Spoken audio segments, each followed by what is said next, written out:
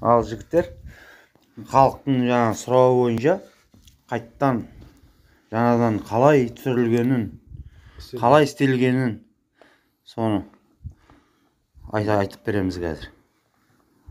Мына құдықты восходтың дөңгелегі. Оны бекітеміз. Стропила, 10-дық стропилаға мынандай тесіп, мынандай болт өткізіп бекітіп қойғанбыз. Сосын астында да дәл осындай дөңгелек бар.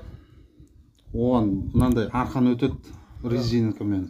Стропиланың ұзына бойы төменге дейін апарған. Резина әр 50 см сайын қойса да болады, 30-дан қойса да болады.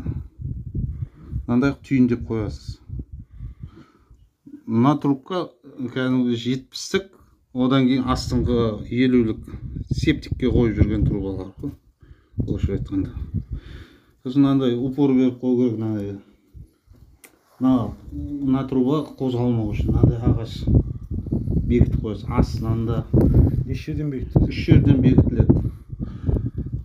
Сосын мына центрге келтіру керек.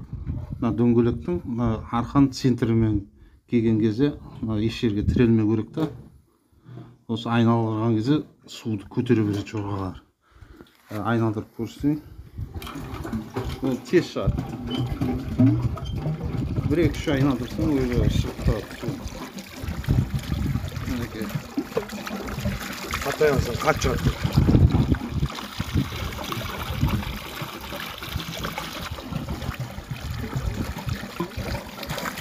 Сосын қыстың күні қатпайды, мына судың салмағымен кейін қарай дөңгелекті қайтып алып кетеді.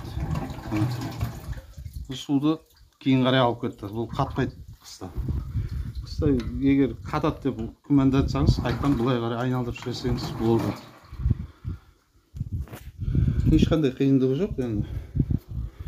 Мынау кішкентай жіңішке арқан, резина. Мына трубкалар. 70-тік, анау 50-лік астыңғы. Астыңғы неге өлшейсіз? Астыңғы резинаның астыңғысына 50-лікке өлшеу кесу керек. Мындай. Болды, астында да дәл осы дөңгелек. Стропила астына дейін барған. Астына дейін барған.